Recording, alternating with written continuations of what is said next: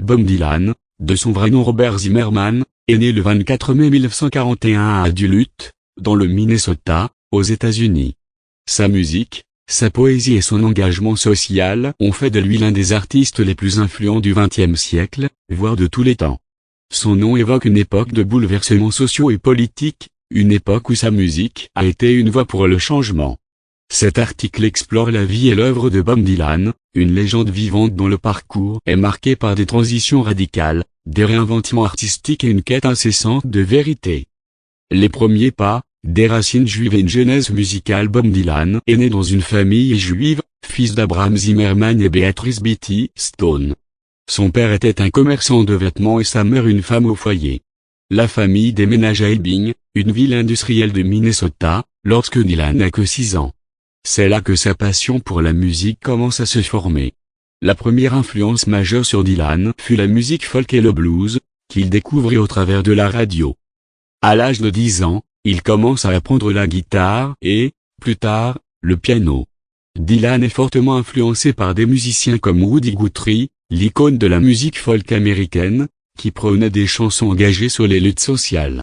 Lorsqu'il découvre les chansons de Guthrie, c'est une révélation pour lui.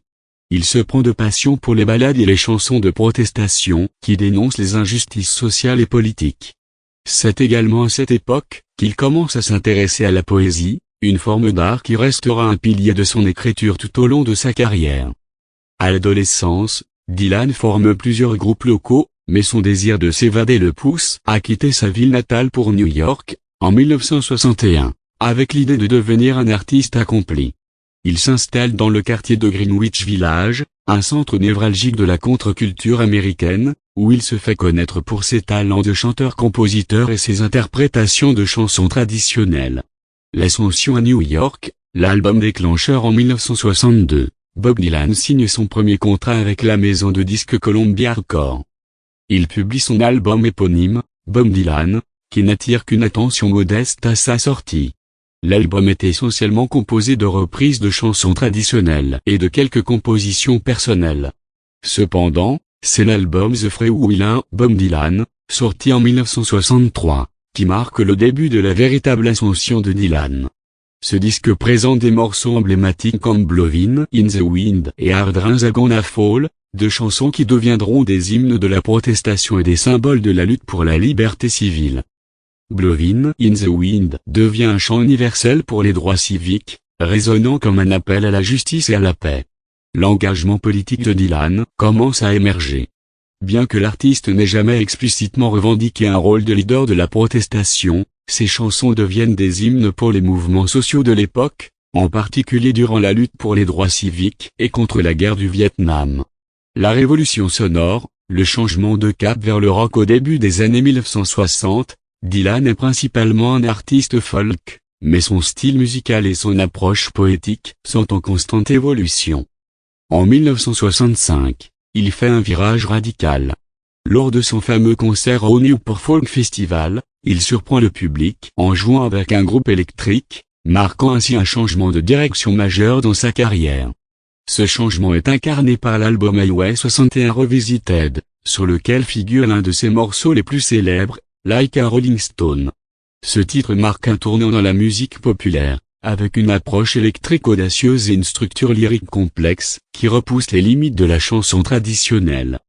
Like a Rolling Stone est salué comme l'un des plus grands morceaux de l'histoire de la musique, et Dylan devient l'un des artistes les plus influents du rock. Son passage à l'électrique, qui suscite une vive controverse parmi ses fans traditionnels, démontre sa volonté d'évoluer, de ne pas se laisser enfermer dans un seul genre musical. Cette réinvention musicale est également reflétée dans ses albums suivants, Blonde on Blonde et Bringing Hell Back Home, des chefs-d'œuvre du rock psychédélique et du folk rock. Le Mr. Dylan, l'accident de moto et le silence volontaire en 1966. Après une tournée épuisante, Bob Dylan subit un grave accident de moto, près de sa maison dans l'État de New York. Bien que ses blessures ne soient pas mortelles, cet événement marque un tournant dans sa vie et sa carrière. Pendant un an, Dylan disparaît presque de la scène publique et du monde de la musique. Ce silence volontaire engendre des spéculations sur sa santé et sa carrière, alimentant l'aura de mystère qui entoure sa personne.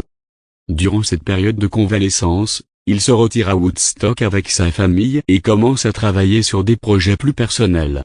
Il en ressort un album, John Wesley Harding, qui marque un retour à un style plus acoustique et introspectif, avec des touches de musique country et folk traditionnelle. Cet album, bien que moins révolutionnaire que ses précédents travaux, est reconnu pour sa profondeur poétique et spirituelle. L'évolution des albums religieux et des retours au folk. À partir de la fin des années 1970, Bob Dylan traverse une phase de transition spirituelle importante. Après avoir exploré divers chemins religieux, notamment le christianisme évangélique, il publie une série d'albums profondément influencés par sa foi, notamment Slow Train Coming et Saved. Ces albums marquent un changement notable dans son écriture et son approche musicale, avec des paroles explicitement religieuses et un son plus gospel. Malgré les critiques qui accompagnent ces albums, cette période est également marquée par une série de tournées mondiales où Dylan continue de captiver de nouvelles générations de fans, tout en restant fidèle à sa vision artistique.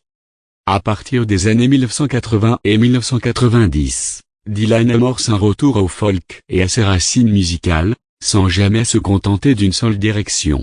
La légende continue, un héritage et une influence indélébile au fil des décennies. Bob Dylan a continué de produire des albums remarquables. Des albums comme Time Out of My Love and Theft illustrent un artiste toujours en quête de nouvelles sonorités et de sens. En 2016, il obtient le prix Nobel de littérature pour avoir créé de nouvelles expressions poétiques dans la grande tradition de la chanson américaine. Ce prix, bien qu'inattendu pour un musicien, valide l'impact littéraire de ses paroles et leur contribution à la culture mondiale. Bob Dylan, tout au long de sa carrière, a traversé des vagues de popularité et des périodes de doute, mais il est resté fidèle à lui-même, réinventant sans cesse sa musique et sa poésie. Il a su capter l'air du temps tout en restant un artiste authentique.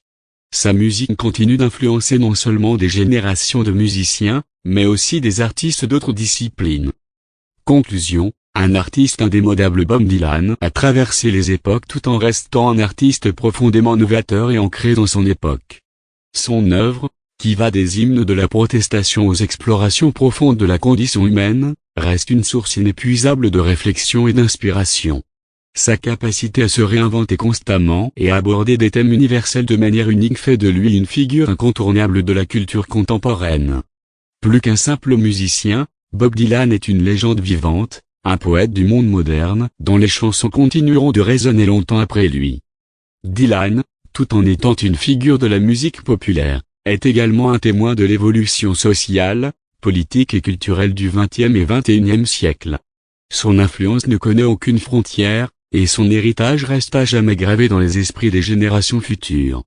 Bob Dylan a, à bien des égards, transformé la musique en un art d'engagement, un art de la poésie vivante.